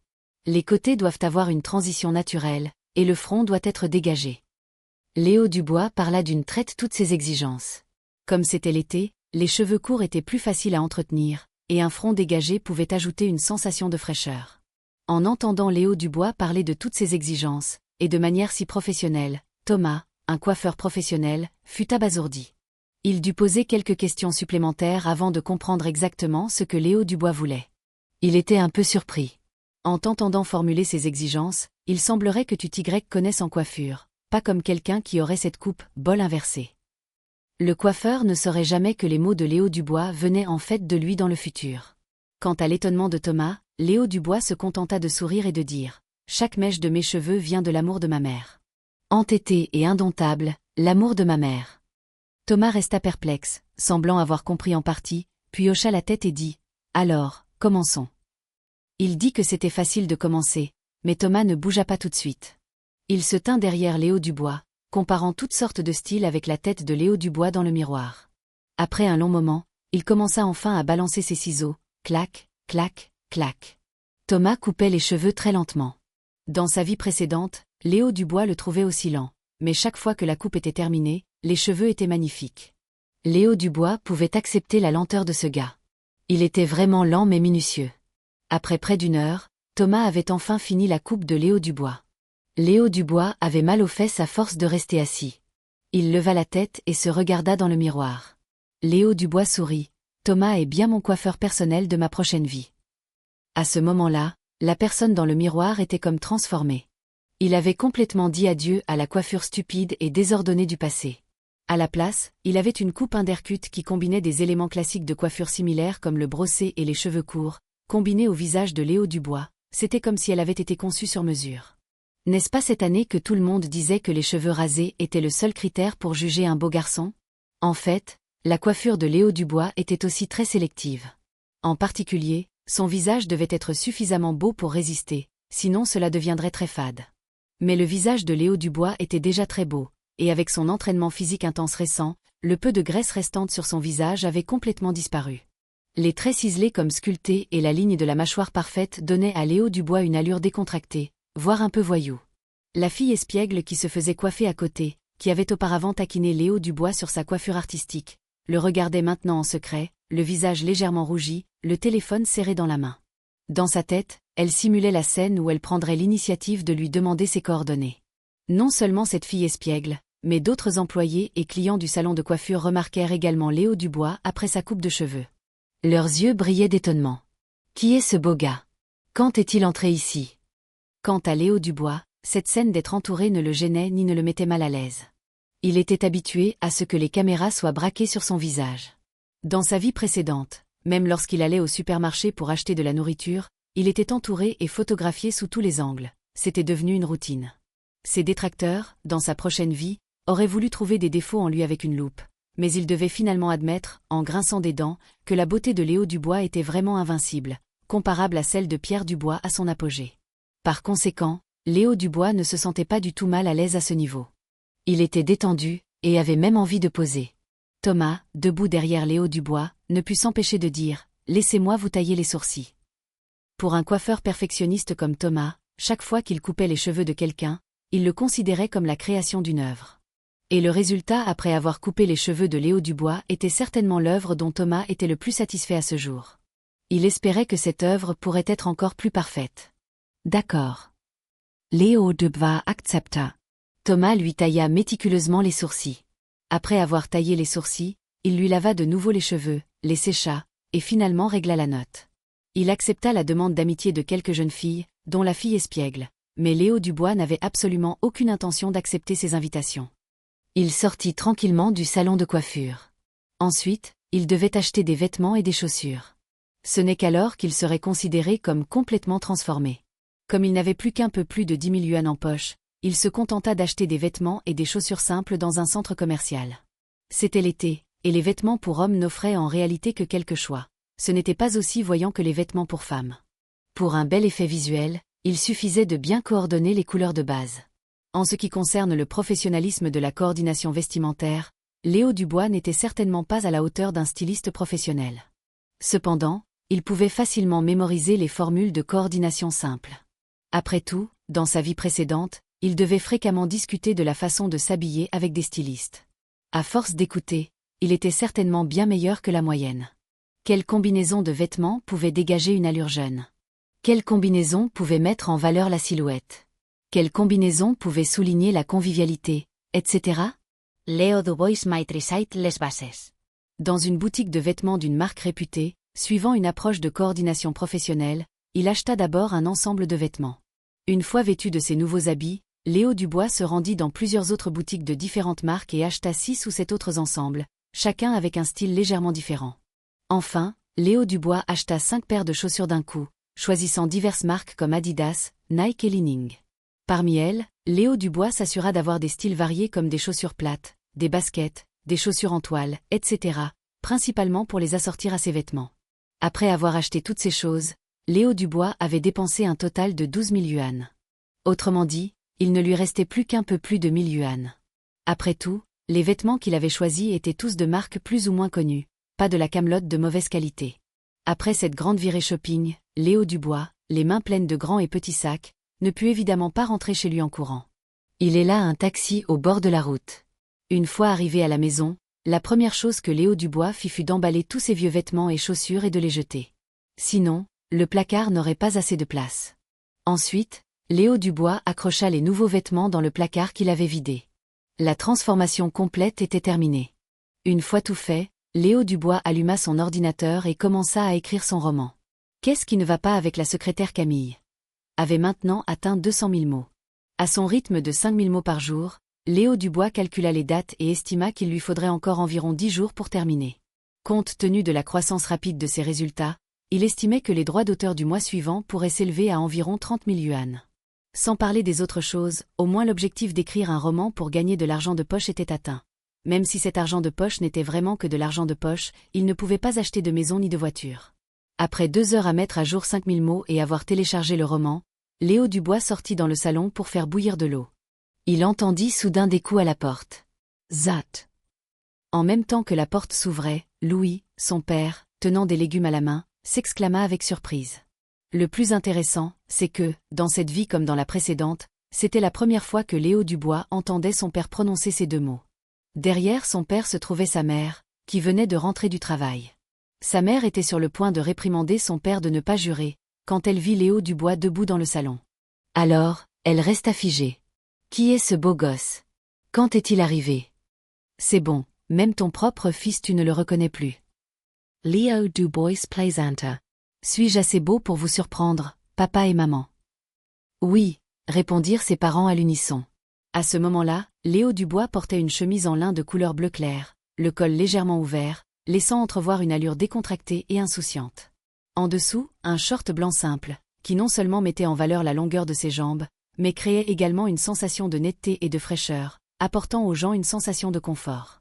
À ses pieds, il portait des baskets blanches au design de lacets très unique, que Léo Dubois avait délibérément choisi pour leur style général qui pouvait lui apporter un peu de vitalité et de dynamisme. De plus, sa coupe undercut était soignée mais légèrement désordonnée mais pleine de couches, combinée à son visage déjà parfait, cela avait instantanément ébloui ses parents. En tant que parents, ils n'osaient même pas croire que le jeune homme à l'allure exceptionnelle et à la beauté extraordinaire devant eux était leur propre fils ordinaire. Ah, ma beauté! Aujourd'hui, je viens de réaliser que mon fils a entièrement hérité de mes gènes. L'expression de son père était complexe, un peu fière. En fait, son visage n'était que moyennement beau, mais sa silhouette était vraiment très bonne. La belle silhouette de Léo Dubois venait de lui. Mon visage n'est pas comme le tien. Ce visage-là ressemble plus au mien, surtout ses yeux de pêche si séduisants. Sa mère avait une grande beauté. Quand elle était jeune, elle était certainement une grande beauté. Il ne savait pas sur quoi son père s'était appuyé pour la conquérir. Papa et maman se disputent encore les mérites. Léo Dubois rit. Maman, ne me gâche plus la coiffure à l'avenir, d'accord? Je vais la faire couper dehors tout seul. Humph. Sa mère grogna. Tu peux déjà gagner de l'argent, alors fais ce que tu veux. Aujourd'hui, c'est le jour des droits d'auteur, n'est-ce pas? Combien as-tu reçu? Plus de 10 000 yuan. Léo Dubois fit un signe de la main. J'ai été mis en ligne tard, je n'ai gagné que pour une dizaine de jours, et j'ai déjà presque tout dépensé. Je sais que tu es doué. Sa mère fixa son fils. Papa, ne sois pas trop dépensier. Économise pour plus tard, pour te marier. Tu penses que je manque de femmes? La voix de son père était aigre. Et, comment les gens appellent-ils les beaux gosses comme ça sur Internet maintenant? Des dieux masculins. Léo Dubois fit délibérément l'air arrogant devant ses parents. Il aimait montrer son côté enfantin. D'accord, un dieu masculin. Justement, j'ai quelque chose à te dire. Son père sourit et dit, aujourd'hui, en sortant du travail, j'ai discuté un peu avec oncle Morel. Il a entendu que tes parents n'allaient pas t'accompagner à l'université, alors il t'a proposé de prendre sa voiture pour t'inscrire. Après tout, toi et Chloé, vous irez ensemble. Il viendra te chercher à la maison. Oncle Morel est le père de Chloé Moreau. Léo Dubois dit inconsciemment, ce n'est pas nécessaire. Je peux y aller seul. Louis fronça les sourcils et dit, si la voiture d'oncle Morel est pratique, prends-la. Tu seras très à l'aise. De plus, pourquoi être si formel avec lui? Ton père et lui sont de vieux amis depuis de nombreuses années. C'est vrai, ajouta sa mère. Ta relation avec Chloé a toujours été bonne. Tu as même délibérément postulé à l'Institut des Arts de Pékin pour étudier avec elle. Pourquoi n'es-tu pas content aujourd'hui? Vous vous êtes disputés? D'accord. Je suivrai les arrangements de papa et maman. Au début, je pensais juste que ce serait plus confortable d'y aller seul. Léo Dubois était trop paresseux pour donner plus d'explications. Il savait aussi que dans cette situation, s'il insistait pour refuser, cela semblerait au contraire étrange. En fait, prendre la voiture d'oncle Morel n'était pas un problème, car après être entré à l'université, lui et Chloé Moreau seraient dans la même classe. À ce moment-là, ils se verraient de toute façon, il n'était pas nécessaire de l'éviter délibérément. Vouloir l'éviter ne servirait à rien. De plus, si, juste parce qu'il n'avait pas réussi à la poursuivre, il devenait un ennemi, cela le ferait paraître mesquin. Son père hocha la tête. Bien, alors c'est décidé. Je vais l'appeler dans un instant. Avec oncle Morel qui t'emmène pour ton inscription, ta mère et moi serons plus rassurés. En un clin d'œil, le 20 août était là. Le jour de la rentrée universitaire approchait à grands pas. Aujourd'hui, Léo Dubois avait publié le dernier chapitre de son roman, Qu'est-ce qui ne va pas avec la secrétaire Camille? Ce roman avait une fin heureuse typique. Dans le dernier chapitre, le couple principal s'était marié. Les riches se mariaient, ils auraient aussi un bébé. Son premier roman se terminait ainsi, et Léo Dubois ressentait une émotion complexe. À ce stade, il avait plus ou moins développé des sentiments pour ce roman. Après tout, il l'avait tapé lettre par lettre. Bien que l'intrigue ait été empruntée, le contenu spécifique était entièrement de son cru. S'il voulait devenir un écrivain officiel, il ne pouvait pas seulement penser à emprunter des livres populaires futurs, il devait écrire ses propres choses. Donc, mon prochain livre ira dans une direction complètement nouvelle de création originale, pensa Léo Dubois. Le prochain livre, il prévoyait de le créer entièrement lui-même, sans aucun emprunt. Quant au contenu du prochain livre, Léo Dubois n'y avait pas encore complètement réfléchi, mais il avait déjà une idée vague. Il prévoyait d'écrire sur une héroïne dont la profession était écrivaine. Après tout, il écrivait lui-même des romans maintenant, donc ce cadre était tiré de la vie réelle. Le statut du protagoniste masculin pourrait être celui d'une superstar. C'était également un paramètre lié à Léo Dubois lui-même, car dans sa vie précédente, Léo Dubois était une superstar célèbre. C'est pourquoi Léo Dubois se disait « Pourquoi ne pas écrire une histoire d'amour entre une écrivaine et une star ?» En parlant de relations, le nouveau livre serait certainement toujours axé sur les personnages féminins. Ce genre n'avait pas de marché pour les personnages masculins. Mais comment ces deux identités, écrivain et star, pouvaient-elles s'entrecroiser pour créer une étincelle? Léo Dubois n'avait pas encore trouvé le point de rupture. Heureusement, il venait de finir d'écrire « Qu'est-ce qui ne va pas avec la secrétaire Camille ?» Il n'était pas pressé de publier un nouveau livre. Il pourrait prendre son temps pour réfléchir à la façon dont l'intrigue du prochain livre se déroulerait après son entrée à l'université. Après tout, le temps des étudiants universitaires était assez libre. Ding ding ding. Son cucu sonna soudainement. C'était l'éditrice Canard. Éditrice Canard, septembre, comment as-tu fini si vite? Il n'y a que 250 000 mots. Léo Dubois, c'était un roman court à l'origine. Éditrice Canard, septembre, ton livre est le best-seller en ce moment. Le nombre moyen d'abonnements a même dépassé les 10 000. Si tu continues à écrire, gagner des dizaines de milliers par mois ne serait-il pas génial? Léo Dubois, l'histoire est terminée. En entendant ces mots, l'autre côté resta silencieux pendant un long moment. Puis, l'éditrice Canard envoya un message. Alors, as-tu des projets pour un nouveau livre? Léo Dubois, nous verrons le mois prochain. Éditrice Canard, d'accord. Soupir. Septembre, tu es vraiment l'auteur le plus capricieux que j'ai jamais rencontré. Les romans des grands auteurs, s'ils atteignent 10 000 abonnements, ils écrivent tous des millions de mots. Léo Dubois, j'aime écrire des histoires courtes. Éditrice Canard, d'accord, j'attends ton nouveau livre avec impatience. Léo Dubois ne répondit plus. En fait, s'il ne pouvait vivre que de l'écriture de romans, il aurait bien sûr aussi étiré son histoire pour gagner des droits d'auteur. Il n'y avait rien de noble là-dedans, gagner de l'argent n'était jamais sale. Mais Léo Dubois avait de nombreuses façons de gagner de l'argent, simplement qu'il ne les avait pas encore mises en œuvre. Écrire des livres maintenant était entièrement pour le plaisir d'être recherché par les lecteurs.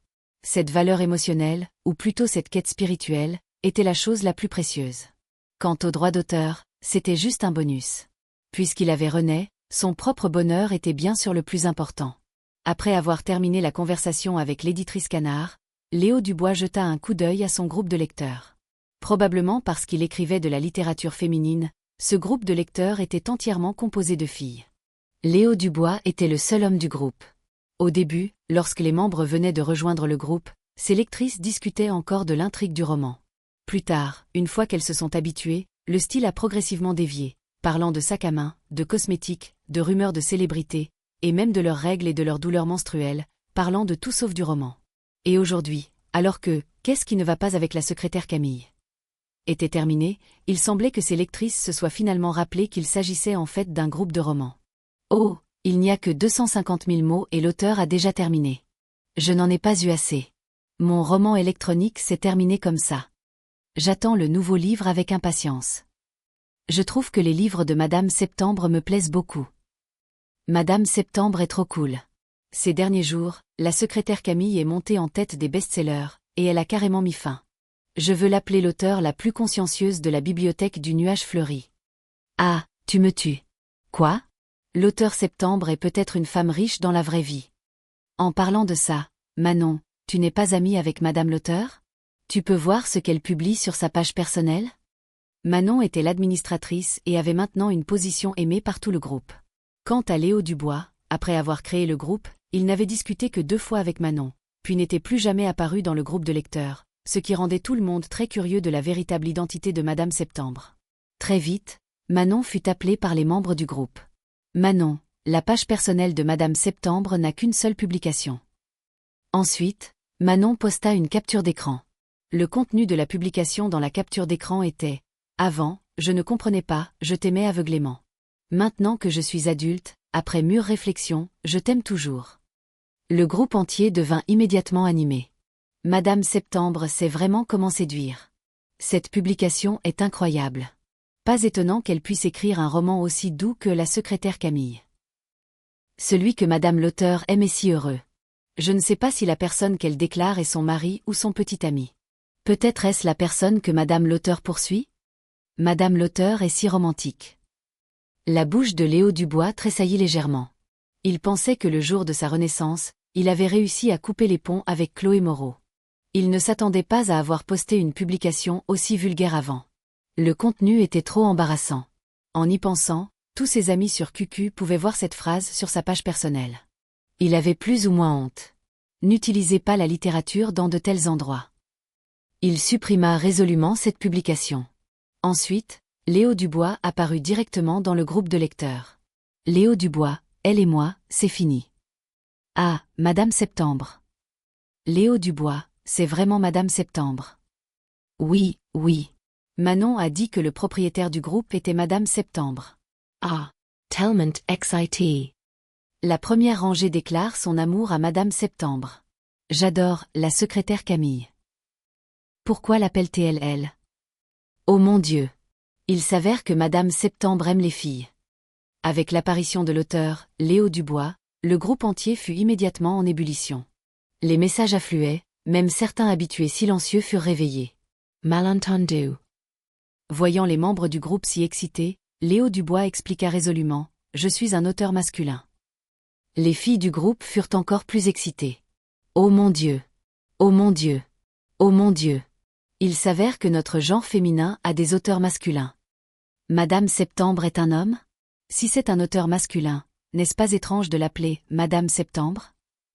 Comment l'appeler? Bien sûr, il faut l'appeler Maître Septembre. C'est vraiment la mentalité du genre féminin, mais ça sonne bien aussi. Mesdames, venez vous prosterner devant Maître Septembre. Léo Dubois s'éclata de rire. Ces lectrices étaient vraiment mignonnes. Juste à ce moment-là, il reçut un message privé. Le message venait de Manon, l'administratrice. Il l'ouvrit et lut.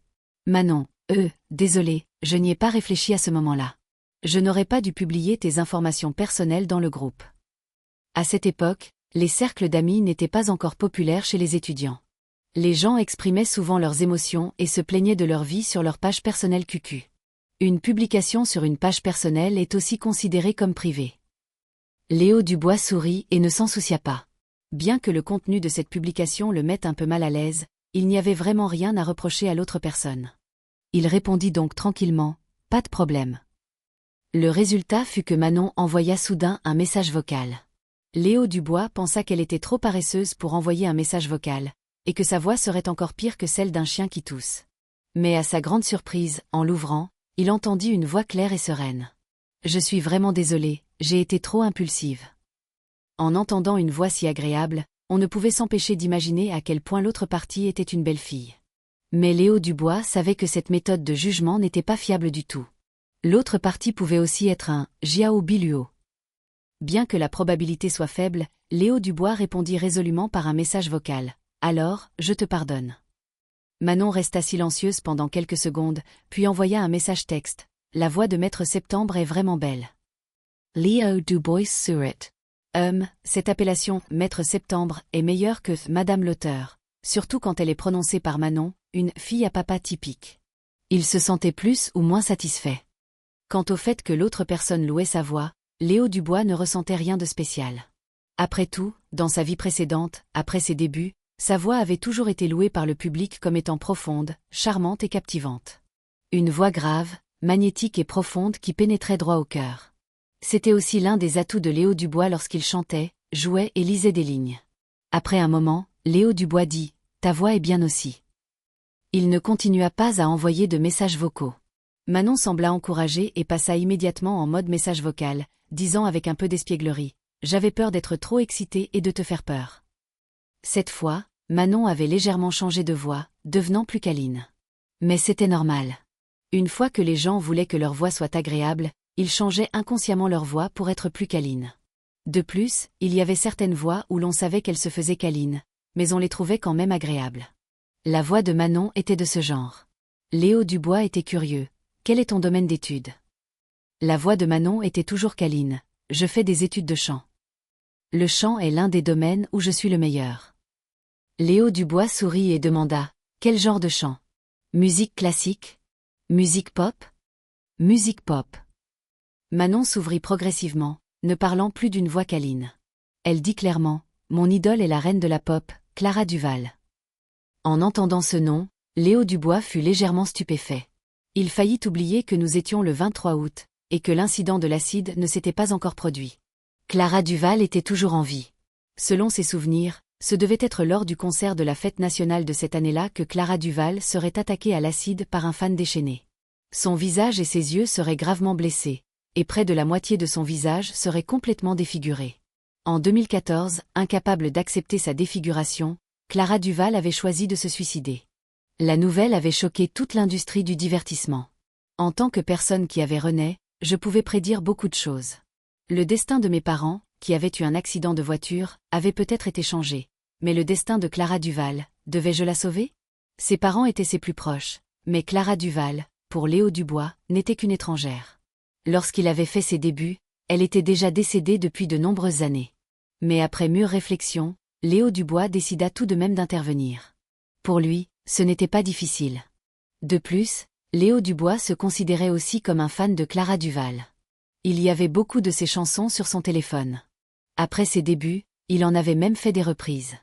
D'ailleurs, la position de Clara Duval dans l'industrie musicale était très élevée.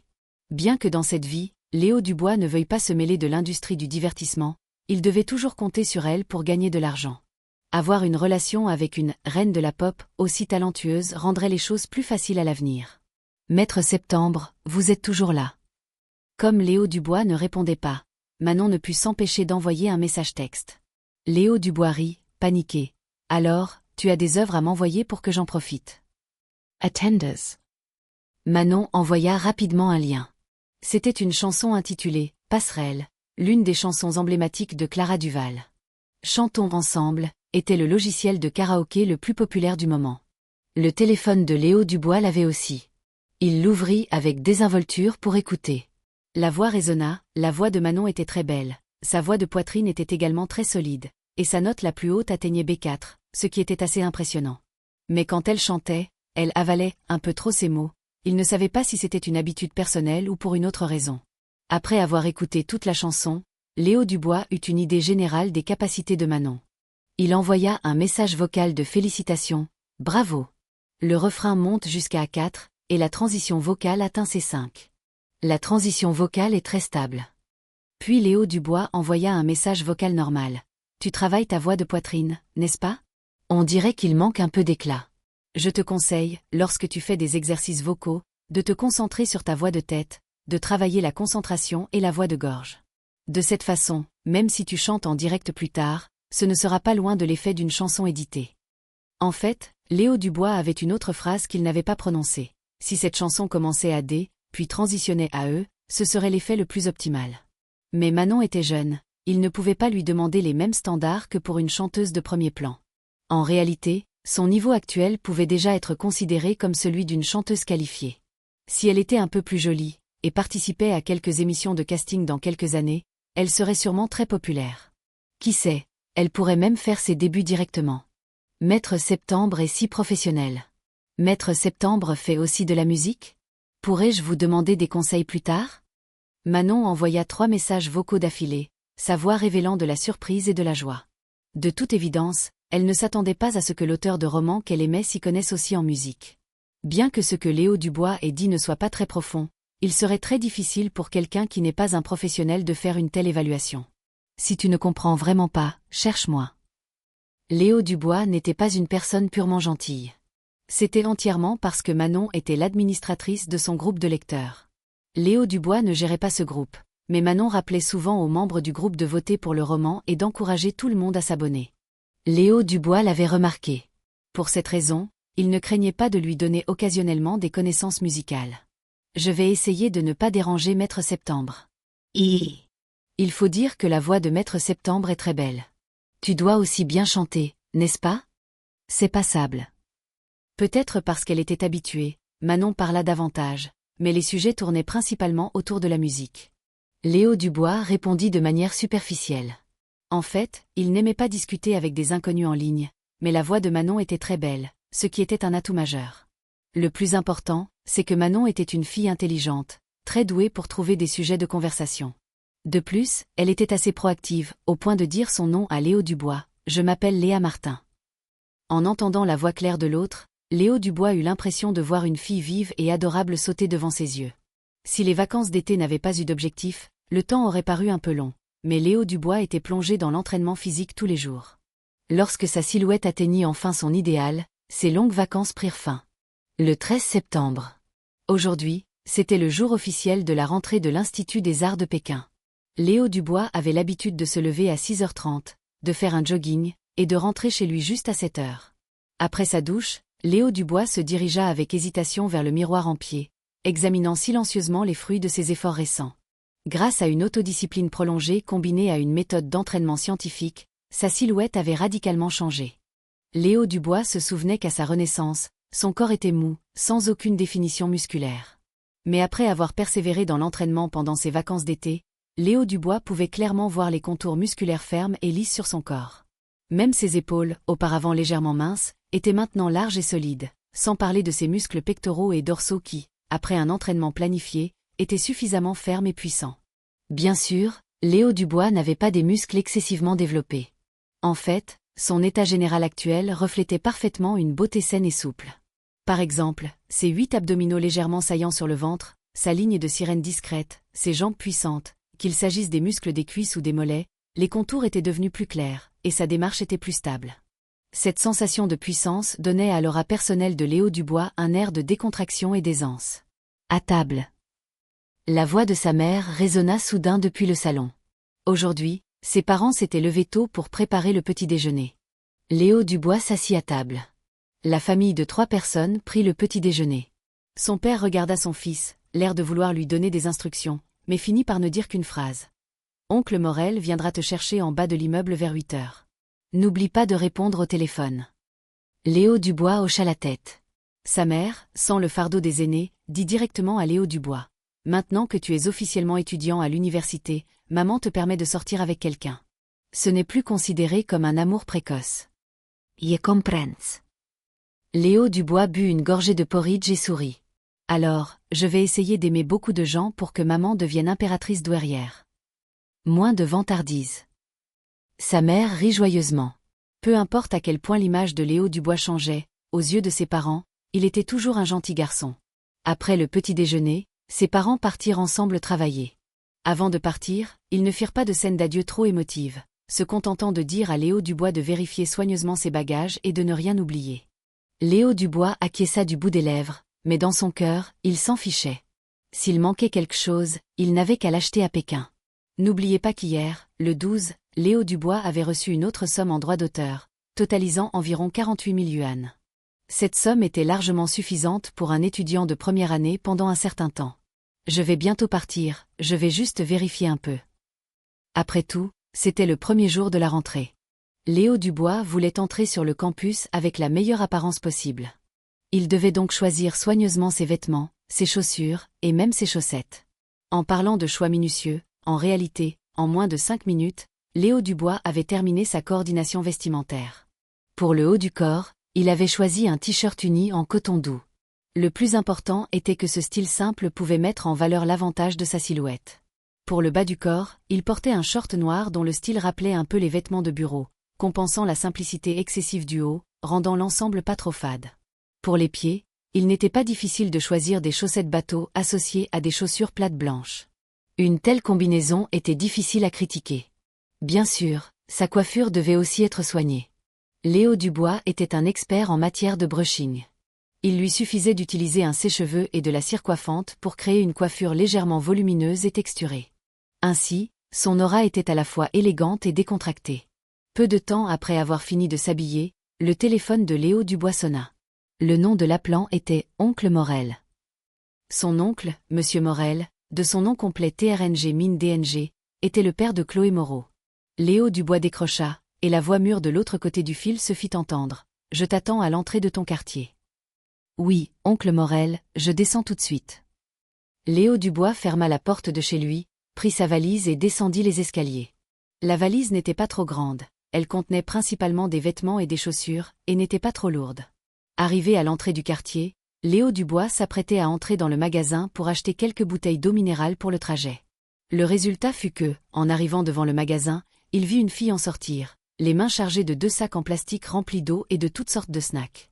Probablement parce que les sacs étaient un peu lourds, la fille marchait très vite, sans regarder devant elle.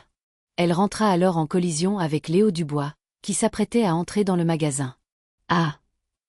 s'exclama la jeune fille surprise. Léo Dubois la rattrapa rapidement par la taille, la retenant d'une manière ambiguë et légèrement ostentatoire pour l'empêcher de trébucher et de tomber. « Pardon !»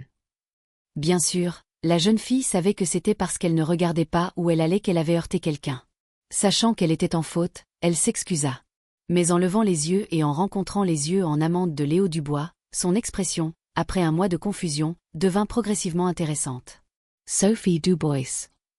Reconnaissant la surprise dans les yeux de l'autre, Léo Dubois fronça les sourcils, sa voix moqueuse. « Tu n'avais pas besoin de te jeter dans mes bras pour fêter nos retrouvailles, n'est-ce pas ?»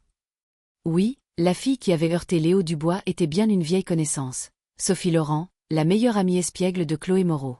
Mais à cet instant, la fille espiègle, dont la beauté était égale à celle de sa meilleure amie Chloé Moreau, avait perdu son agilité et son intelligence habituelle. Sur son beau visage pâle, il n'y avait que de la surprise et de la panique. Léo Dubois. Sophie Dubois était confuse. Qui peut me dire ce qui ne va pas avec ce paillasson devant moi? Pourquoi est-il soudain devenu si beau? Tu ne me reconnais pas. Léo Dubois regarda Sophie Dubois et ricana. Il était rare de voir cette fille espiègle perdre son calme. Il faut savoir que pendant sa période de cours à Chloé Moreau, cette meilleure amie espiègle lui avait causé pas mal de problèmes. C'est vraiment toi. Sophie Dubois sentit la main droite de Léo Dubois toujours posée sur sa taille. Elle essaya de se calmer et dit « Lâche-moi d'abord, je peux tenir debout. » Oh. Léo Dubois lâcha sa main. Sophie Dubois, sans savoir si elle grogna ou soupira, plaisanta. « 2 mois sans te voir, tu as tellement changé. Tu es allé te faire de la chirurgie esthétique en Corée? Calme-toi, calme-toi. Et alors, s'il est beau? Je suis toujours une beauté. » Sophie Dubois n'avait jamais perdu dans de telles situations. Bien qu'elle aimait admirer les beaux hommes, elle n'avait jamais imaginé qu'un paillasson qu'elle avait le plus méprisé puisse un jour devenir si beau. Léo Dubois ne prêta pas attention aux taquineries de l'autre et sourit. « Nous allons ensemble à Pékin aujourd'hui. » La raison de la présence de Sophie Dubois ici n'était pas difficile à deviner. En tant que meilleure amie de Chloé Moreau, elle devait également se préparer à prendre la voiture d'oncle Morel pour aller à Pékin. Oui. Sophie Dubois souleva péniblement les 2 sacs qu'elle tenait, sa voix un peu câline. « J'ai acheté beaucoup d'eau et de la nourriture, et il y a aussi ta part dedans. » Merci. Bien sûr, Léo Dubois savait que Sophie Dubois faisait ce geste pour lui faire comprendre qu'il devait l'aider, mais il choisit de l'ignorer. « Eh bien, alors je n'ai pas besoin d'en acheter. » Après avoir dit cela, Léo Dubois prit sa valise et se dirigea vers la voiture d'oncle Morel. Sophie Dubois regarda Léo Dubois avec incrédulité. Bien que ses mains soient serrées douloureusement par les sacs en plastique, ce n'était rien comparé à la douleur causée par son tournant le dos indifférent. « Non mais sérieusement. Je t'ai fait un signe si évident, et tu ne vas même pas m'aider à porter mes affaires? » Il faut savoir qu'avant, pour poursuivre Chloé Moreau, ce gars la flattait de toutes les manières, surtout dans une situation comme celle-ci, Léo Dubois l'aurait aidé à ranger ses affaires. Mais aujourd'hui, il faisait semblant de ne pas savoir. Il ne va vraiment plus poursuivre Chloé Moreau. Ça veut dire que s'il ne poursuit plus Chloé Moreau, alors moi, sa meilleure amie, j'ai aussi complètement perdu ma valeur à être flattée. Ce salaud. Sophie Dubois fixa le dos de Léo Dubois, serrant les dents, et le suivit. Quelques secondes plus tard, ses yeux brillèrent soudain. Il y a un bon spectacle à voir. Chloé Moreau était toujours aussi arrogante. Dans un instant, en voyant ce paillasson qui l'a toujours poursuivi se transformer comme ça, je me demande dans quel état elle sera. À l'entrée de la résidence Wutton Lam Loan, une Mercedes-Benz d'affaires était garée sur le bord de la route. Monsieur Morel, assis au volant, baissa la vitre et vit soudain deux silhouettes apparaître dans le rétroviseur latéral gauche.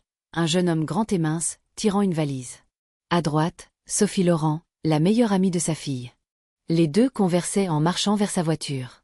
En voyant leur grande familiarité, Monsieur Morel ne put s'empêcher de penser à quelque chose.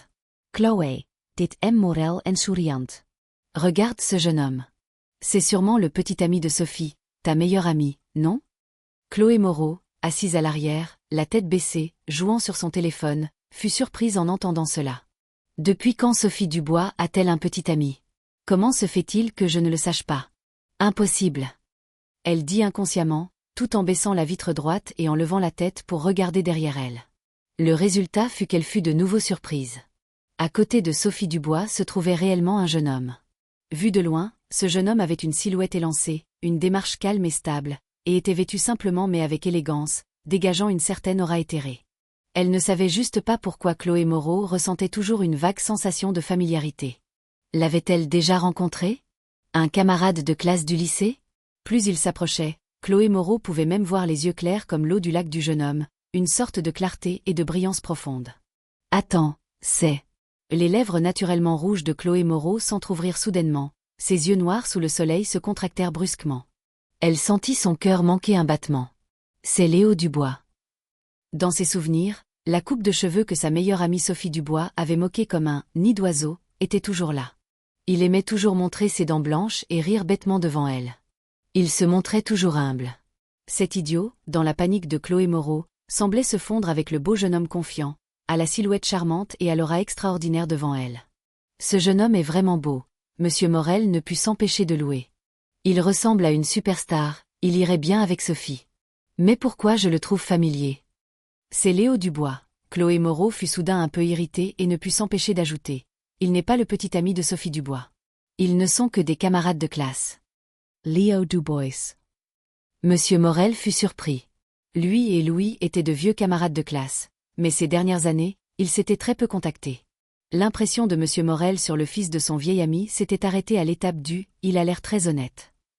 Il ne s'attendait pas à ce que, après quelques années sans se voir, il soit devenu un si beau jeune homme. « Bonjour, oncle Morel. » Léo Dubois salua d'abord l'aîné, puis regarda Chloé Moreau, qui avait également baissé sa vitre à l'arrière.